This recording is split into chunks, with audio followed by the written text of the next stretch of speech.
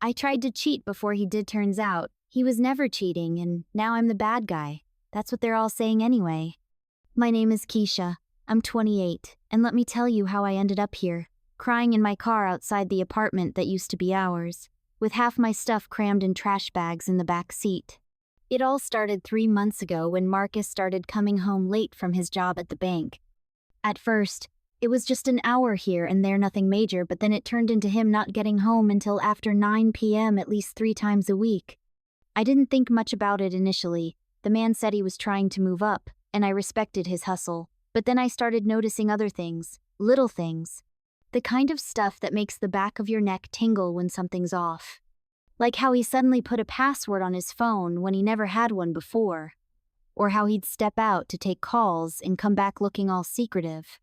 Or when his coworker Aliyah kept liking all his Instagram posts at 2 a.m. Who's checking for someone's social media at 2 in the morning unless something's going on? I'm not stupid. I've been down this road before with my ex Devin, who had a whole second girlfriend for 6 months while we were living together. 6 months. That's why when Marcus started showing these same signs, my stomach dropped. I couldn't go through that humiliation again. My girls Tiana and Jasmine were there for the Devon disaster. They saw how it broke me. So when I started telling them about Marcus acting funny, they were immediately on high alert too. Girl, check his phone while he's in the shower. Tiana told me one night when we were having wine at her place. That's how I caught Ray texting his baby mama about more than just their son. I tried that, but suddenly this man was taking his phone into the bathroom with him. WHO does that.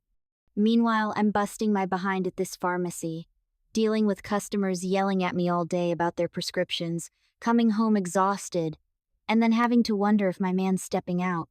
One night, I was folding his laundry. Yes, I still did his laundry even though I was suspicious, and I found a receipt in his pocket from some restaurant downtown I'd never heard of. When I Googled it, it looked like exactly the kind of intimate spot you'd take someone on a date.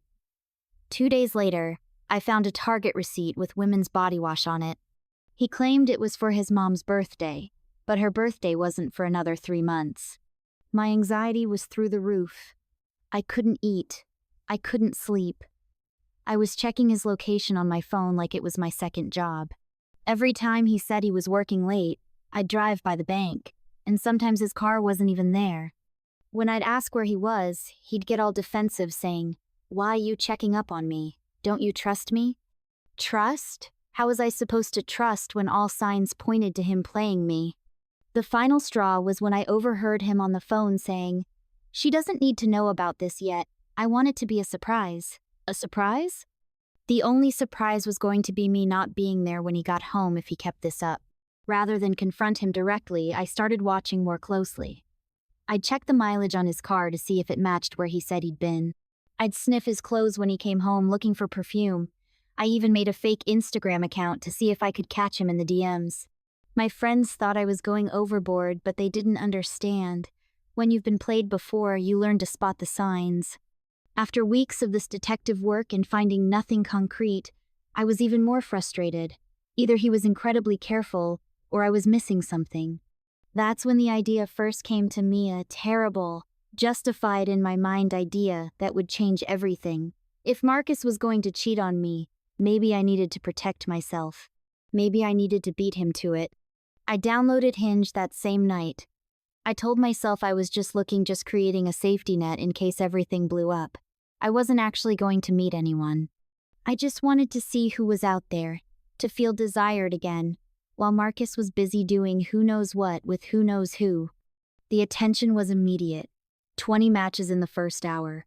Men sending messages calling me beautiful, asking me out, wanting to know more about me. It felt good to be wanted when my own man seemed to be slipping away. One guy in particular caught my eye, Jamal. He was fine, worked in IT, drove a nice car, and most importantly, he texted back right away, unlike Marcus, who was suddenly taking hours. This isn't really cheating, I told myself as I swiped through profiles in bed while Marcus slept beside me. It's just insurance. I'm not meeting up with anyone. But deep down, I knew I was crossing a line. I justified it by reminding myself of all the evidence against Marcus, the late nights, the password, Aaliyah and her midnight likes. When Jasmine found out what I was doing, she tried to talk some sense into me.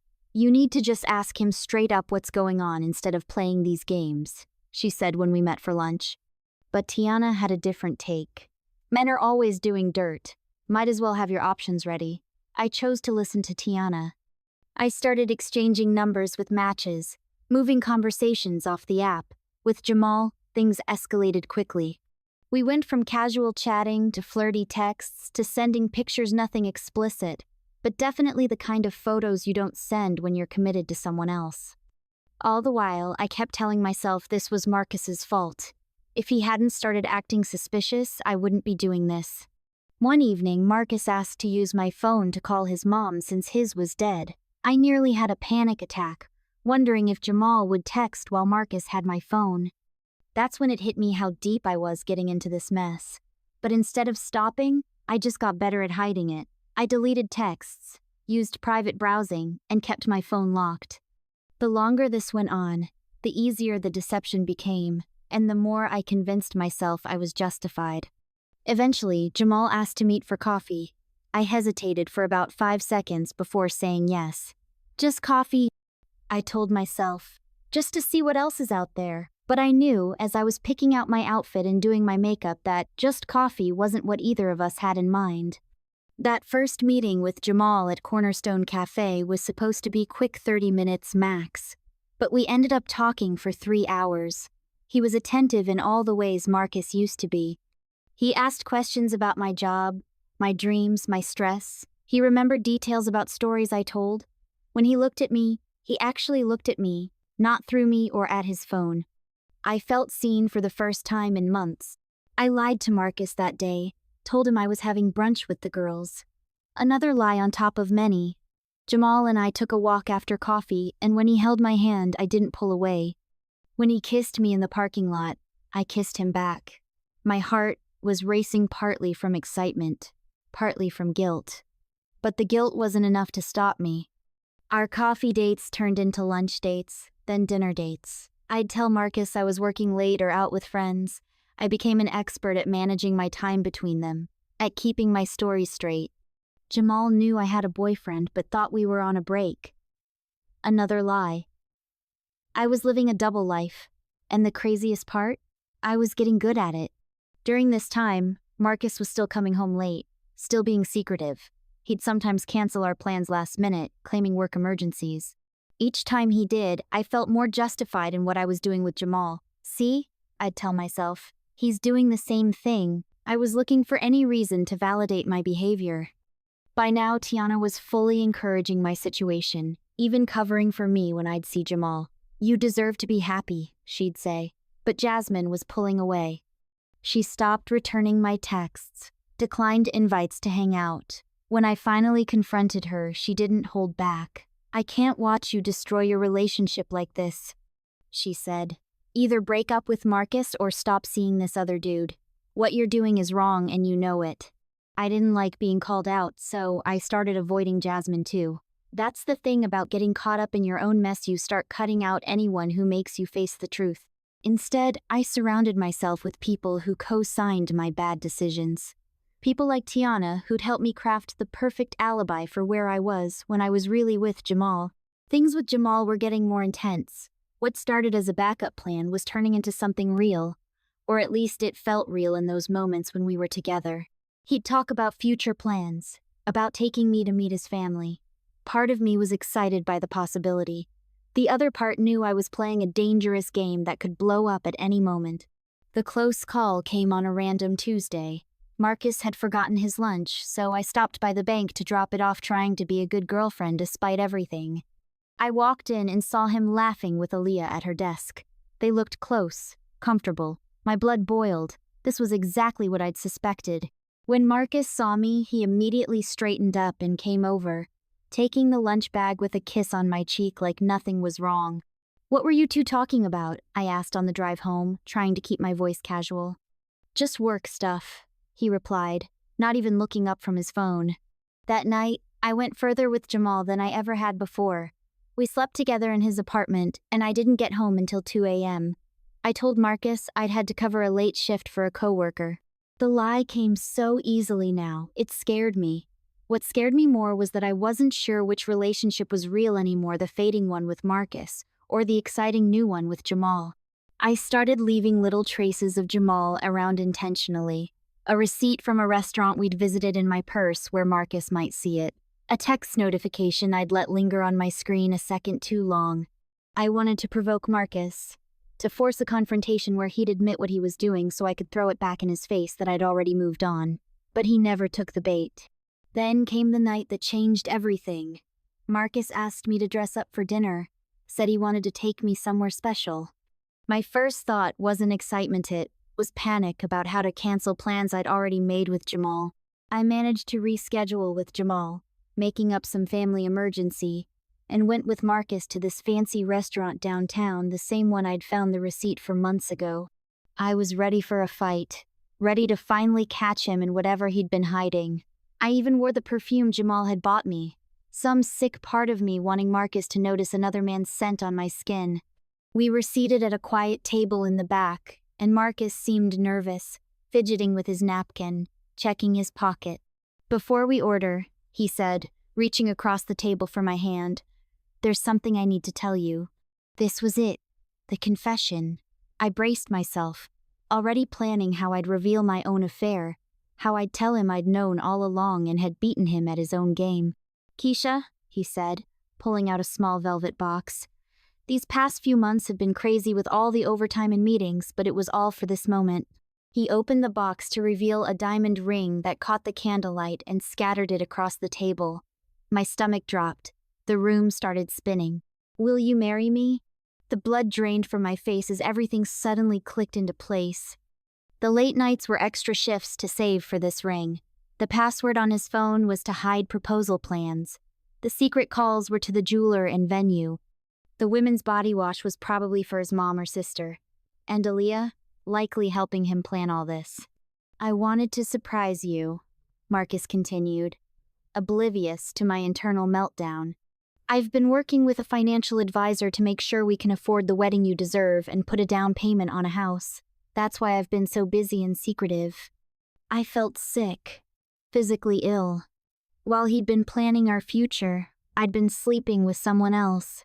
While he'd been working extra hours, I'd been texting Jamal from our bed. I looked at the ring, exactly the style I'd once mentioned wanting, and realized he'd remembered that small detail, while I'd forgotten what a good man he was. "Yes," I whispered, because what else could I say? The lie continued as he slipped the ring on my finger, as people around us applauded, as he kissed me across the table. I was trapped in a nightmare of my own making. The following weeks were torture. I wore the ring while secretly meeting Jamal, who didn't know about the engagement. I played the excited fiancé. Marcus showed me venues and talked about our future. I smiled in engagement photos while my phone buzzed with texts from the man I was cheating with. The duplicity was exhausting, but I couldn't seem to stop. I told myself I'd end things with Jamal, but then Marcus would work late again, and I'd run right back to my affair. I told myself I'd confess everything to Marcus, but then he'd look at me with such love that I couldn't bear to hurt him. I was caught in a web of lies so tangled I couldn't find my way out. It was Jasmine who finally forced my hand. After weeks of avoiding her, I agreed to meet for lunch. She looked at my engagement ring, then at my face and said, "You're still seeing him, aren't you? The other guy." When I didn't answer, she shook her head. "Marcus is a good man, Keisha. If you don't want to marry him, don't. But this double life is going to destroy everyone involved, including you." She was right, but I still didn't know how to fix it. I decided to take a week to figure out what I really wanted, Marcus or Jamal, the stable future or the exciting unknown. But before that week was up, the decision was made for me. Marcus had borrowed my tablet to look up a recipe while I showered. My messages were synced to it, something I'd completely forgotten. When I came out of the bathroom, he was sitting on our bed, my tablet in his lap, text exchanges with Jamal displayed on the screen. "How long?" he asked, his voice hollow, eyes not meeting mine. And just like that, my carefully constructed house of cards collapsed. I tried to explain. tried to make him understand why I'd done it. I told him about my suspicions, about Devon's betrayal, about how scared I'd been that history was repeating itself. But my words rang hollow even to my own ears. There was no justifying what I'd done. I was working late to save for our future, Marcus said, his voice breaking. The password was because I had pictures of your ring. The calls were to the jeweler and my mom about proposal plans. And Aaliyah, she's engaged to my cousin. She was helping me plan everything. Each explanation was like a knife to my heart. Every suspicious sign had an innocent explanation, while my behavior had no excuse. When I finally stopped talking, the silence between us was deafening. Marcus packed a bag and went to stay with his brother. I need time to think, he said, leaving me alone in our apartment with nothing but my guilt. I called Jamal that night, somehow thinking he might be my consolation prize. But when I told him the truth that I'd been engaged, that my boyfriend had found out about Ush, was disgusted. So I was just your side piece, while you were planning a wedding? He hung up on me, blocked my number. Just like that, I had lost them both. News travels fast. Within days, our mutual friends knew. Most took Marcus's side, how could they not? Even Tiana, who had encouraged my backup plan, distanced herself. I didn't think you'd actually get engaged to him while seeing someone else, she said when I called her crying. That's cold, even for me. I found myself utterly alone, the architect of my own isolation. I'd lost my fiancé, my side relationship, and most of my friends in one fell swoop. The only person I could blame was myself, though I tried desperately to distribute that blame elsewhere, to Marcus for working late, to my ex for making me paranoid, to society for putting so much pressure on women to be in relationships. 2 weeks after Discovery Day, Marcus came back to the apartment to collect more of his things. He'd decided he couldn't trust me again. He wanted me out by the end of the month. I begged for another chance, promised therapy, transparency, anything. But some betrayals can't be forgiven. He left me his key and walked out for the last time. And that's how I ended up here, sitting in my car with trash bags of belongings, wondering how I managed to destroy the best relationship I've ever had. The worst part? Deep down, beneath all my self-serving justifications, I know this is all my fault. I wasn't the victim, I was the villain.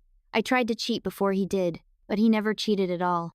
And now I'm the bad guy in everyone's story, including my own.